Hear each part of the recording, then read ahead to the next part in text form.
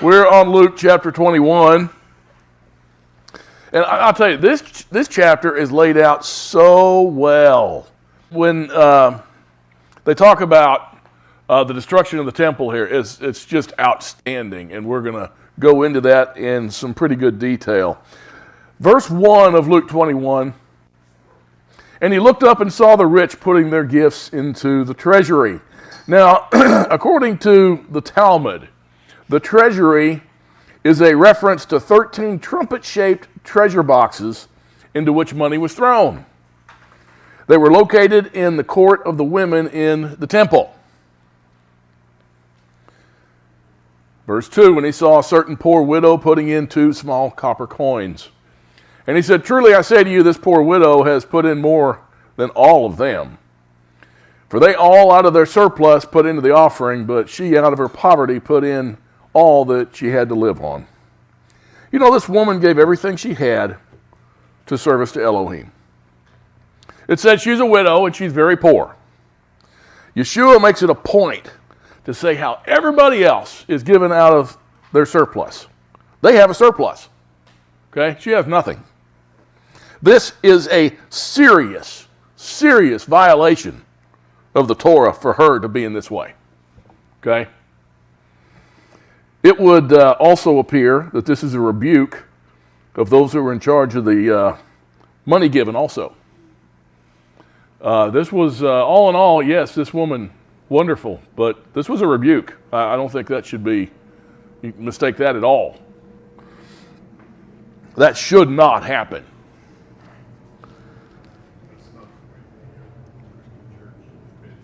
Right. Right. Yes, I've heard people say, "Oh, that lady on fixed income. Oh my gosh, she still tithes." No. That widow, the poor 80-year-old widow. No, she should be getting. Okay. That's why we're here. Yeah, because spend if you don't give, you don't get blessed. Yeah. So. Yeah, it is. If you don't give in the offering, you don't get blessed, type of thing. But yeah, go directly to this. Help the person. That's why we're here, is to show the love of the Father. Verse 5, and while some were talking about the temple, that it was adorned with beautiful stones and votive gifts, he said, well, now the temple was a beautiful structure. By the time they'd been working on the temple for about 50 years. Now Cyrus the Great of Persia paid for the temple to be rebuilt initially in 516 BC, and Herod funded a renovation of the temple at about 20 BC. And we're looking here at about 32 AD. So it's been over 50 years they've been working on this renovation of the temple, Herod's renovation. Verse 6, as for these things which you're looking at, the days will come in which there will not be left one stone upon another which will not be torn down. Now all that remains of the temple site is a retaining wall built sometime during the Second Temple period, but we don't know much about it. Yeshua said there will not be one stone left upon another which will not be torn down. Well, that's exactly what happened in 70 AD. It was stated by Josephus that when the temple was torched by the Romans, that the gold in the temple went into the cracks of the stones that made up the walls. Now, if you're going to get the gold, what are you going to have to do with those stones that make up the walls? Tear them all down, right? Not one left upon another. The Wailing Wall there in Jerusalem, it's revered for its proximity to the previous location of the temple. And, you know, some people say, well, look, it's made of stones from the temple. Well, maybe, okay, I don't know that. Look at the various types of stones that's made of. Yeah, look at that. We could Photoshop that out of there someday. Yeah, it won't be Photoshop, will it? Oh, yeah. Yeah. It's definitely there. Verses 7 and 8.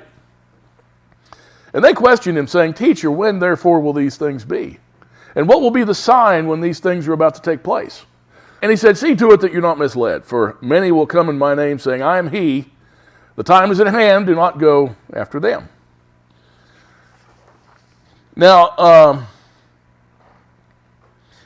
the following article here came from the Jewish Virtual Library, which is fascinating in its detail. And I want to go over it with you. And I'm just going to read, and you can follow along. The Jews' great revolt against Rome in 66, in the year 66 of the Common Era, led to one of the greatest catastrophes in Jewish life, and in retrospect might well have been a terrible mistake. No one could argue with the Jews for wanting to throw off Roman rule. Since the Romans had first occupied Israel in 63 BC, their rule had grown more and more onerous. Oh, now that's interesting. Since the Romans had first occupied Israel in 63 BC, their rule had grown more and more onerous. From almost the beginning of the Common Era, Judea was ruled by Roman procurators whose chief responsibility was to collect and deliver an annual tax to the empire. Whatever the procurators raised beyond the quota assigned, they could keep. Excuse me. Not surprisingly, they often imposed confiscatory taxes. Equally infuriating to the Judeans, Rome took over the appointment of the high priest, a turn of events which the ancient Jews appreciated as much as modern Catholics would have appreciated Mussolini appointing the popes. As a result, the high priests who represented the Jews before Elohim on the most sacred occasions increasingly came from the ranks of Jews who collaborated with Rome. At the beginning of the Common Era, a new group arose among the Jews, the Zealots, in Hebrew, Kanaim. These anti-Roman rebels were active for more than 6 decades and later instigated the Great Revolt. Their most basic belief was that all means were justified to obtain political and religious liberty. The Jews' anti-Roman feelings were seriously exacerbated during the reign of the half-crazed Emperor Caligula, who in the year 39 declared himself to be a deity and ordered his statue to be set up at every temple in the Roman Empire. The Jews alone in the empire refused the command. They would not defile Elohim's temple with the statue of pagan Rome's newest deity. Caligula threatened to destroy the temple, so a delegation of Jews was sent to pacify him to no avail. Caligula raged at them, so you are the enemies of the gods, the only people who refuse to recognize my divinity. Yeshua said, many will appear and say what? I am he. Okay. Only the emperor's sudden violent death saved the Jews from wholesale massacre. So, there I highlighted it for you. Many will come in my name saying, I am he. So that was his claim. Now, Caligula's action radicalized even the more moderate Jews. What assurance did they have, after all, that another Roman ruler would not arise and try to defile the temple or destroy Judaism altogether? In addition, Caligula's sudden demise might also have been interpreted as confirming the Zealots' belief that Elohim would fight alongside the Jews if only they would have the courage to confront Rome. In the decades after Caligula's death, Jews found their religion subject to periodic gross indignities. Roman soldiers exposing themselves in the temple on one occasion and burning a Torah scroll on another. Unfortunately, the combination of financial exploitation, Rome's unbridled contempt for Judaism, and the unabashed favoritism that Romans extended to Gentiles living in Israel brought about the revolt. Okay, we're going to be coming back to this. This Jewish Virtual Library is very good in looking at the history here, what is now history, and prophecy at the time for Messiah. Luke 21, starting in verse 9. When you hear of wars and disturbances, do not be terrified, for these things must take place first. But the end does not follow immediately. Then he continued by saying to them, nation will rise against nation and kingdom against kingdom. And there'll be great earthquakes, and in various places plagues and famines, and there'll be terrors and great signs from heaven. And much of what Yeshua describes here is what happened before the destruction of Jerusalem.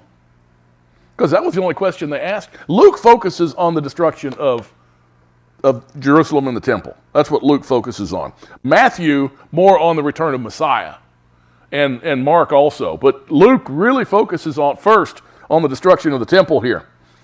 And Luke only recorded that was the question. And Matthew records, when will these things be, the destruction of the temple, because Yeshua said it would be destroyed, and when will be the end of the age and of your return? Okay, so he bundles it all in one. He does in Luke also, but Luke first concentrates a lot on this destruction of the temple and of Jerusalem. Look at this. Well, first of all, before we go there, Colossae, Laodicea, and Hierapolis were three closely situated cities mentioned by Paul in the Brit Hadashah. These cities were the target of a devastating earthquake about 60 to 62 AD. Probably just after Paul wrote his letters to the believers of that area. According to historians, all three cities were destroyed. And you've got Colossae and Laodicea. Colossae, Paul wrote the letter, and also Laodicea was a letter, one that John wrote.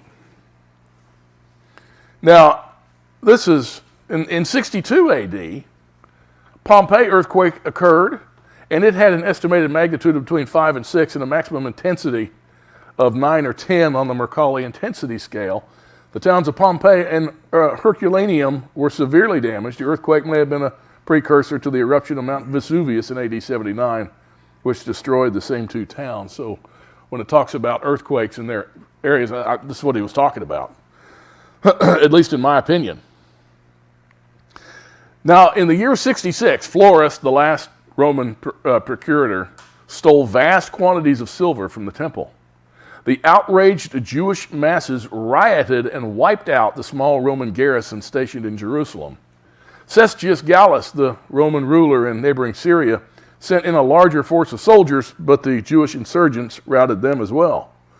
See, there's going to be wars and rumors of wars, and nation against nation, but the end is not immediately, okay? This was a heartening victory that had a terrible consequence. Many Jews suddenly became convinced that they could defeat Rome, and the zealots' ranks grew geometrically. Never again, however, did the Jews achieve so decisive a victory. When the Romans returned, they had 60,000 heavily armed and highly professional troops. They launched their first attack against the Jewish state's most radicalized area, the Galilee in the north. The Romans vanquished the Galilee, and an estimated 100,000 Jews were killed or sold into slavery. So, there we are. And once again, we will come back to this in Luke 21, verse 12. But before all those things, before the earthquakes, before the battles, they will lay their hands on you and will persecute you, delivering you to the synagogues and prisons, bringing you before kings and governors for my name's sake. It will lead to an opportunity for your testimony, so make up your minds not to prepare beforehand to defend yourselves. For I'll give you utterance and wisdom which none of your opponents will be able to resist or refute. So before the destruction of Jerusalem and those hardships he just mentioned, they're going to lay hands on the disciples, on you guys, what he's saying. Going to lay hands on you and persecute you. And the accounts of them being delivered before kings and governors for his namesake is explicitly described in Acts. And that gives us the adventures and difficult times of Paul, Peter, and others. Revelation tells us of the exile of John. Other historical documents tell us that these things happened to the disciples also. So, verse 16. But you will be delivered up even by parents and brothers and relatives and friends, and they will put some of you to death. And you'll be hated by all on account of my name. Yet not a hair of your head will perish. By your endurance you will gain your lives. Now, this is interesting. Verse 16, he says a lot of them are going to be put to death. In verse 18, he says not a hair on their head will perish. Verse 18 is a reference to the second death, to the judgment. Their fate is in Elohim's hands. It's not in their own hands. That's what he's saying. By their endurance, they'll gain their lives. It's through their perseverance that they maintain their observance of the Torah and their testimony of Yeshua, and that saves them from the second death. Verse 20. But when you see Jerusalem surrounded by armies, then recognize that her destination is at hand. Then let those who are in Judea flee to the mountains, and let those who are in the midst of the city depart, and let not those who are in the city or country enter the city, because these are days of vengeance, in order that all things which are written may be fulfilled. Woe to those who are with child and to those who nurse babes in those days, for there will be great distress upon the land and wrath to this people. Now, Yeshua is finishing his description of the destruction of Jerusalem. And let's go back to our article from the Jewish Virtual Library. It states this: throughout the Roman conquest of this territory, the Jewish leadership in Jerusalem did almost nothing to help their beleaguered brothers. They apparently had concluded, too late unfortunately, that the revolt could not be won, and wanted to hold down Jewish deaths as much as possible. The highly embittered refugees who succeeded in escaping the Galilean massacres fled to the last major Jewish stronghold, Jerusalem. There they killed anyone in the Jewish leadership who was not as radical as they. Thus, all the more moderate Jewish leaders who headed the Jewish government at the revolt's beginning in 66 were dead by 68.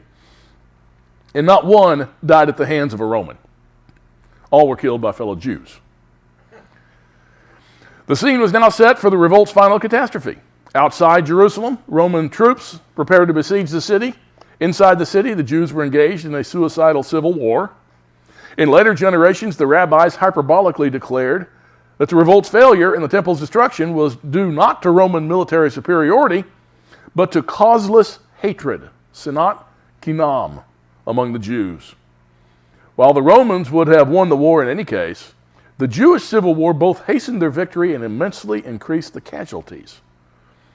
One horrendous example in expectation of a Roman siege, Jerusalem's Jews had stockpiled a supply of dry food that could have fed the city for many years.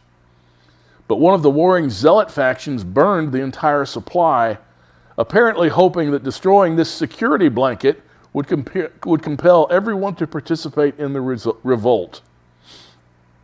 The starvation resulting from this mad act caused great suffering, a suffering as great as any the Romans inflicted.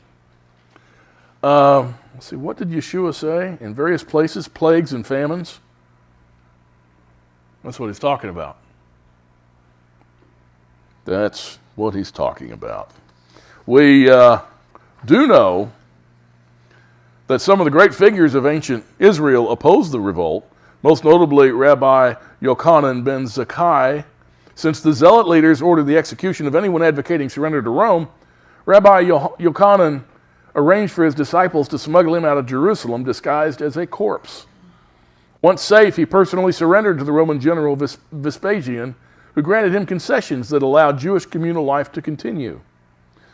During the summer of 70, the Romans breached the walls of Jerusalem and initiated an orgy of violence and destruction. Shortly thereafter, they destroyed the Second Temple. This was the final and most devastating Roman blow against Judea.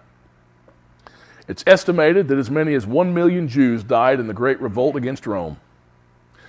When people today speak of the almost 2,000-year span of Jewish homelessness and exile, they are dating it from the failure of the revolt and the destruction of the temple. Indeed, by the Great Revolt of 66 to 70, followed some 60 years later by the Bar Kokhba Revolt, were the greatest calamities in Jewish history prior to the Holocaust. In addition to the more than 1 million Jews killed, these failed rebellions led to the total loss of Jewish political authority in Israel until 1948. This loss in itself exacerbated the magnitude of later Jewish catastrophes, since it precluded Israel from being used as a refuge for the large numbers of Jews fleeing persecutions elsewhere. So, according to the Jewish Virtual Library, this revolt and destruction of Jerusalem led to the Jews having no more political authority in Israel for almost 1,900 years. Okay? Remember that. Verse 24.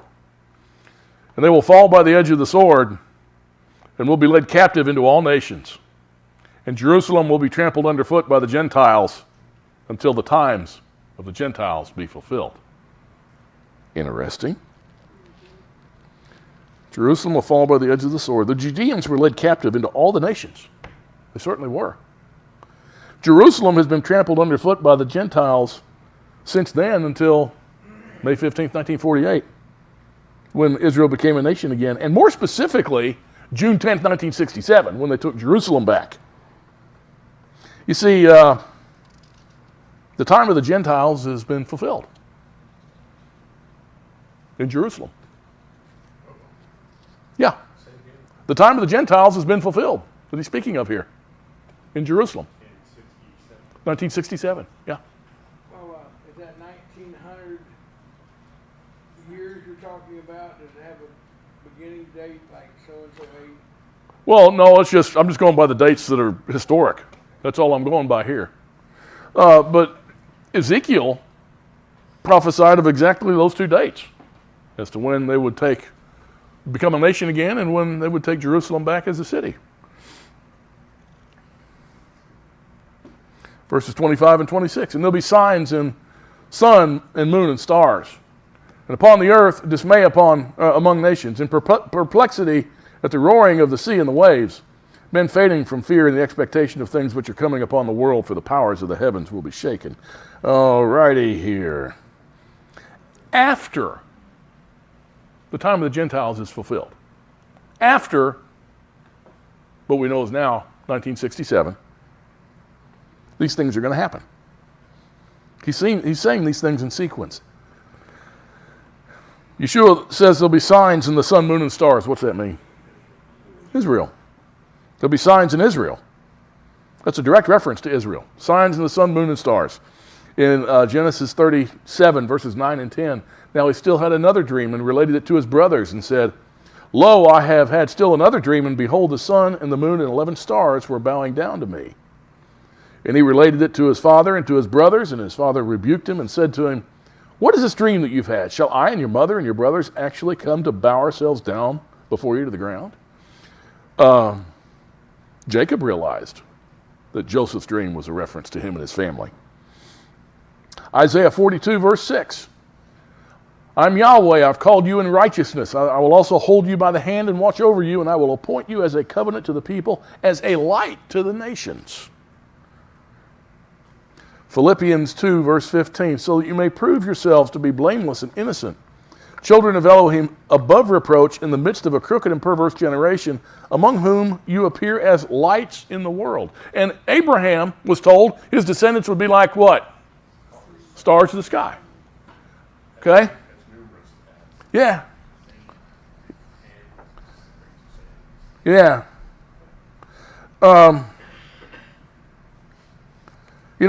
Some say, well, no, because Israel hasn't turned to Messiah yet. They haven't turned to Elohim. That day will come. Elohim did not promise he would immediately restore them to him. He didn't say that. He said he would bring them back and that they wouldn't have any more idols. In Deuteronomy 32, starting at verse 36, for Yahweh will vindicate his people, will have compassion on his servants when he sees that their strength is gone and there's none remaining, bond or free. And he'll say, where are their gods, the rock in which they sought refuge? Who ate the fat of their sacrifices and drank the wine of their libation? Let them rise up and help you. Let them be your hiding place. See now that I am he, and there is no God besides me. It is I who put to death and give life. I have wounded, it is I who heal. And there is none who can deliver from my hand. Then it says he would take vengeance on those who hate him. In verse 40 of Deuteronomy 32. Indeed, I lift my hand to heaven and say, as I live forever, if I sharpen my flashing sword and my hand takes hold on justice, I will render vengeance on my adversaries, and I will repay those who hate me. I'll make my arrows drunk with blood, and my sword shall devour flesh, with the blood of the slain and the captives from the long-haired leaders of the enemy. Rejoice, O nations, with his people, for he will avenge the blood of his servants, and will render vengeance on his adversaries, and will atone for his land and for his people. So he said there'll be signs in the sun, moon, and stars, and that Israel would be regathered in their land as we see today. That's what I think that's referring to. And on the earth there'll be perplexity among the nations. That's a reference to the surrounding Muslim nations. They're indeed in dismay right now. The roaring of the sea and waves. The roaring, what that's a reference to, once again, it's the Muslim army surrounding Israel. Look at Isaiah 5. Yeah, there it is. Signs in the sun, moon, and stars. Upon the earth, dismay among the nations. Perplexity at the roaring of the sea and waves. Look at Isaiah 5, starting in verse 26. We read, he will also lift up a standard to the distant nation. He'll whistle for it from the ends of the earth, and behold, it will come with speed swiftly. No one in it is weary or stumbles. None slumbers or sleeps. Nor is the belt at its waist undone, nor its sandal strap broken. Its arrows are sharp, and all its bows are bent. The hoofs of its horses seem like flint, and its chariot wheels like a whirlwind. It's roaring like a lioness, and it roars like young lions. It growls as it seizes the prey, and it carries off with none to deliver it. And it shall growl over it in that day like the roaring of the sea. If one looks to the land, behold, there's darkness and distress. Even the light is darkened by its clouds. A nation attacking is referred to as the roaring of the sea. In Jeremiah 6:23, they seize bow and spear. They are cruel and have no mercy. Their voice roars like the sea. And they ride on horses, arrayed as a man for the battle against you, O daughter of Zion. Okay. There'll be signs in the sun, moon, and stars. There's going to be issues in Israel. They're going to be regathered. There's going to be trouble there. Upon the earth, dismay among the nations, the Muslim nations surrounding them. Perplexity at the roaring of those nations, the sea and the waves. Men fainting from fear and the expectation of things which are upon the world. And the powers of the heavens will be shaken. Once again, that's Israel. Verse 27. Then they'll see the Son of Man coming in a cloud with power and great glory. This is a quote from Daniel 7, verse 13. Daniel describes the return of Messiah in that section. Let's look at Daniel 7, verses 12 through 14. As for the rest of the beasts, and by the way, the beasts are all Islamic nations or organizations, which we've been over in detail. Their dominion was taken away, but an extension of life was granted to them for an appointed period of time. You see, the beasts were all initially kingdoms of the world, like the lion was Babylon, the bear was Persia, the four-headed leopard was the Greek Empire. Well, they were granted an extension through the Islamic Empire. They all joined. I kept looking on the night visions, and behold, with the clouds of heaven, one like a son of man was coming. And he came up to the Ancient of Days and was presented before him. And to him was given dominion, glory, and a kingdom, that all the peoples, nations, and men of every language might serve him. His dominion is an everlasting dominion which will not pass away, and his kingdom is one which will not be destroyed. And Yeshua is once again referring to the prophet Daniel in reference to his return in glory. Verse 28, but when these things begin to take place, straighten up and lift up your heads, because your redemption is drawing near. So when we see these things, we're to look up because redemption is drawing close. Several places in the Tanakh draw close parallels to that passage also. Look at Psalm 98. Sing to Yahweh a new song, for he's done wonderful things. His right hand and his holy arm have gained the victory for him. Yahweh has made known his salvation, Hebrew word Yeshua. He has revealed his righteousness in the sight of the nations. He has remembered his loving kindness and his faithfulness to the house of Israel. All the ends of the earth have seen the salvation, the Yeshua of our Elohim. Shout joyfully to Yahweh, all the earth. Break forth and sing for joy and sing praises.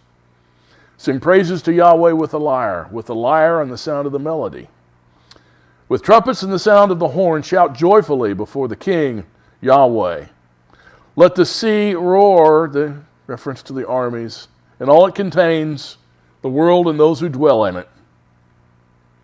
Let the rivers, the people, clap their hands. Let the mountains, the empires, sing together for joy before Yahweh, for he's coming to judge the earth. He'll judge the world with righteousness and the peoples with equity. And also Isaiah 12, starting at verse 1. Then you'll say on that day, I'll give thanks to you, O Yahweh. For although you were angry with me, your anger is turned away, and you did comfort me. Behold, Elohim is my salvation, the Hebrew word Yeshua again. I will trust and not be afraid, for Yahweh Elohim is my strength and song, and he has become my Yeshua.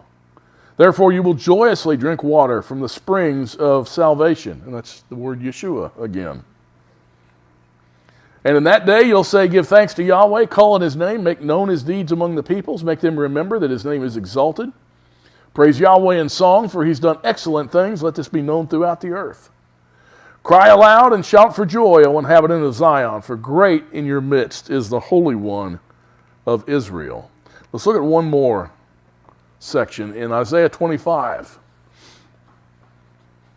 O Yahweh, you are my Elohim. I will exalt you, and I'll give thanks to your name. For you have worked wonders, plans formed long ago, with perfect faithfulness. For you have made a city into a heap, a fortified nation into a ruin. A palace of strangers is a city no more. It will never be rebuilt. Therefore a strong people will glorify you. Cities of ruthless nations will revere you. For you've been a defense for the helpless, a defense for the needy in his distress, a refuge for the storm, a shade from the heat. For the breath of the ruthless is like the rainstorm against a wall. Like heat in drought, you do subdue the uproar of aliens. Like heat by the shadow of a cloud, the song of the ruthless is silenced. And the Yahweh of hosts will prepare a lavish banquet for all peoples on this mountain. A banquet of aged wine, choice pieces with marrow, and refined aged wine. What's he talking about here? The marriage supper of the Lamb, that's right. And on this mountain he'll swallow up the covering which is over all the peoples, even the veil which is stretched over all nations. He'll swallow up death for all time. And Adonai Yahweh will wipe tears away from all faces, and he'll remove the reproach of his people from all the earth. For Yahweh has spoken. It will be said in that day, behold, this is our Elohim for whom we have waited, that he might save us. This is Yahweh for whom we have waited. Let us rejoice and be glad in his Yeshua. For the hand of Yahweh will rest on this mountain, and Moab will be trodden down in his place, as straw is trodden down in the middle of a manure pile. What happened to Moab? Who's Moab? Muslims. Very good, Tom. Yeah, they were absorbed by the Arab people, actually. The Moabites were. A long time ago. I like the way you put them in a manure pile there. And he'll spread out his hands in the middle of it as a swimmer spreads out his hands to swim. But Adonai will lay low his pride together with the trickery of his hands, and the unassailable fortifications of your walls he will bring down, lay low, and cast to the ground, even to the dust. Okay, let's go back to Luke 21, verse 29. And he told them a parable. Behold the fig tree and all the trees. As soon as they put forth leaves, you see it and know for yourselves that summer is now near. Even so you too, when you see these things happening, recognize that the kingdom of Elohim is near. Now, it could be that this parable is very simple in comparing the signs of summer being near, telling us that summer is coming. In the same way, if you see these things happening, that means he's coming. Okay, we have a similar parable in the Tanakh. That's in Isaiah 28, verses 4 through 6. And the fading flower of its glorious beauty, which is at the head of the fertile valley, will be like the first ripe fig prior to summer, which one sees, and as soon as it is in his hand, he swallows it. In that day, Yahweh of hosts will become a beautiful crown and a glorious diadem to the remnant of his people. A spirit of justice for him who sits in judgment, a strength to those who repel the onslaught at the gate. And with this right here, I tried to tie the trees blossoming to his people turning to his Torah, But it doesn't fit. And this just doesn't fit in this case. We're told, however, in the book of Malachi, to turn to his Torah before the great and terrible day of Yahweh. That's in the last chapter of Malachi. Let's take a look at it. Verse 1, for behold, the day is coming, burning like a furnace, and all the arrogant and every evildoer will be chaff, and the day that is coming will set them ablaze, says the Yahweh of hosts, so that it will leave them neither root nor branch. But for you who fear my name, the Son of Righteousness will rise with healing in its wings, and you'll go forth and skip about like calves from the stall. What's that mean there? For you who fear my name, the Son of Righteousness will rise with healing in its wings. What's that mean? That's Messiah when he came the first time. He had healing in his wings. It's a kanaf, the edges of his garment had healing in it. And you'll tread down the wicked, for they shall be ashes under the soles of your feet on the day which I'm preparing, says Yahweh of hosts. Remember the Torah of Moses my servant, even the statutes and ordinances which I commanded him in Horeb for all Israel. Behold, I'm going to send you Elijah the prophet before the coming of the great and terrible day of Yahweh. And he'll restore the hearts of the fathers to children, and the hearts of the children to their fathers, lest I come and smite the land with a curse. Let's go back to Luke 21, verse 32. Truly I say to you, this generation will not pass away until all things take place. That Hebrew word, I had a problem with this. I'm talking about this generation. That, back then. Well, that Hebrew word, hutos, it means this or that. Depends upon the context. Okay? Truly I say to you, that generation will not pass away until all things take place. Verse 33, heaven and earth will pass away, but my words will not pass away. His words will not pass away because they're the words of the Heavenly Father. Isaiah 40, verse 8, the grass withers, the flower fades, but the word of our Elohim stands forever. Isaiah 46, starting in verse 10, declaring the end from the beginning, and from ancient times things which have not been done, saying, my purpose will be established, and I will accomplish all my good pleasure. Calling a bird of prey from the east, the man of my purpose from a far country, truly I have spoken, truly I will bring it to pass. I have planned it, surely I will do it. Listen to me, you stubborn-minded who are far from righteousness. I will bring near my righteousness, it is not far off, and my Yeshua will not delay. And I will grant salvation in Zion, and my glory for Israel. Going back to Luke 21, verse 34. Be on guard that your hearts may not be weighted down with dissipation and drunkenness and the worries of life, and that day come on you suddenly like a trap. For it will come upon all those who dwell on the face of the earth. But keep on the alert at all times, praying in order that you may have strength to escape all these things that are about to take place and to stand before the Son of Man. So Yeshua says to stay alert and on guard at all times. We are to be looking for these things. We now see these things that have been prophesied. Wonderful and marvelous things are about to take place. Verse 37, now during the day he was teaching in the temple, but at evening he would go out and spend the night on the mount that is called Olivet.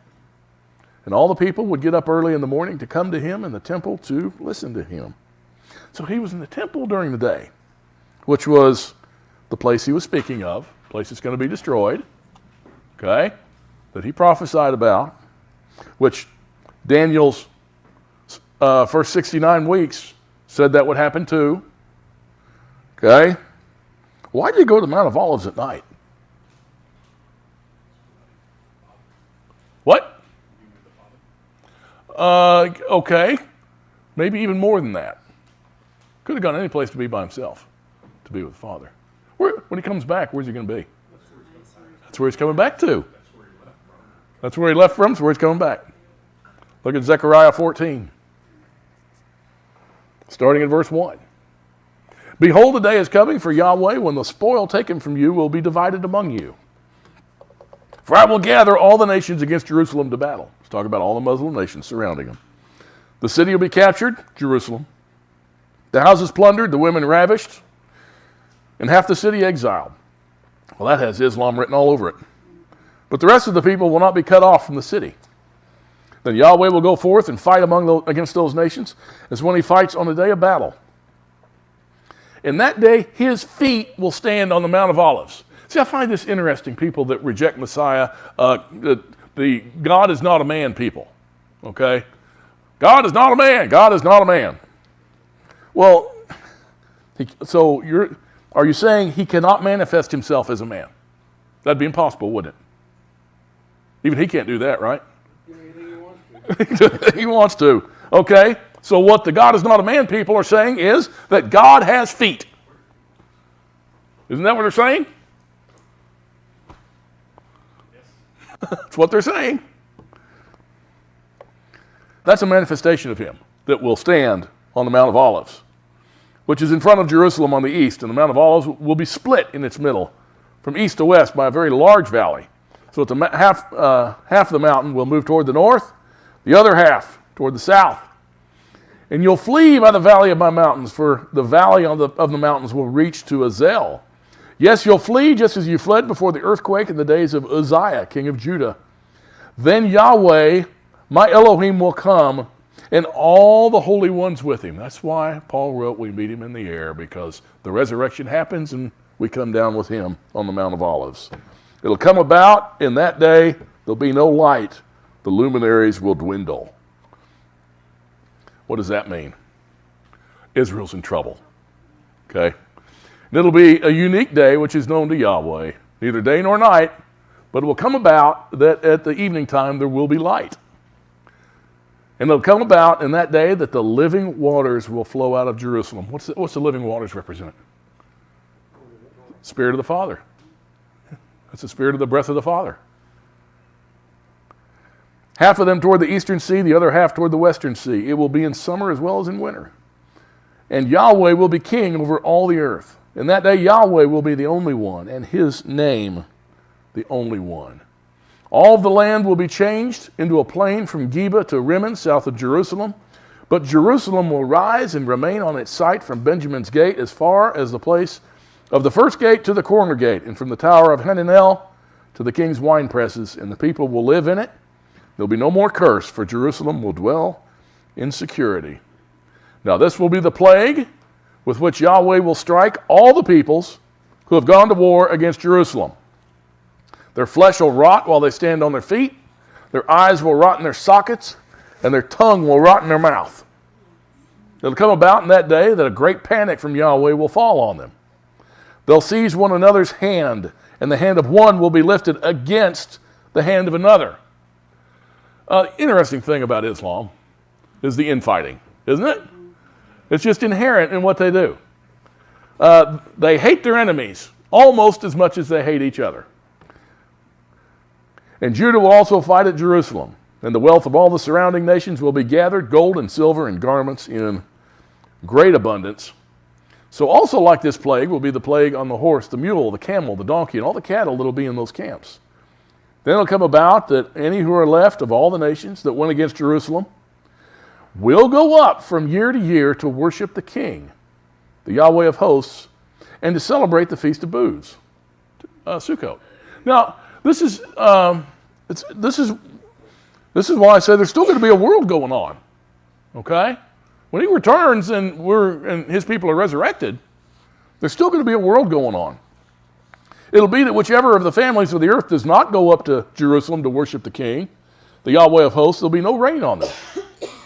And if the family of Egypt does not go up or enter, then no rain will fall on them. It will be the plague with which Yahweh smites the nations who do not go up to celebrate Sukkot. This will be the punishment of Egypt and the punishment of all the nations who do not go up to celebrate Sukkot. In that day, they'll be inscribed on the bells of the horses, holy to Yahweh. And the cooking pots in Yahweh's house will be like the bowls before the altar. And every cooking pot in Jerusalem and in Judah will be holy to the Yahweh of hosts, and all who sacrifice will come and take of them and boil in them, and there'll be no longer a Canaanite in the house of the Yahweh of hosts in that day. No more Canaanites. Bad guys. Bad guys. What's going to be thrown into the pit, into the fire? Who's going to be thrown in there? The beast, remember, and the dragon. The beast is Islam. No more Canaanites. See, the symbolism rings very true. And it really helps put things together. Then you look and see he's speaking sequentially here. That's how Luke recorded it, was sequentially.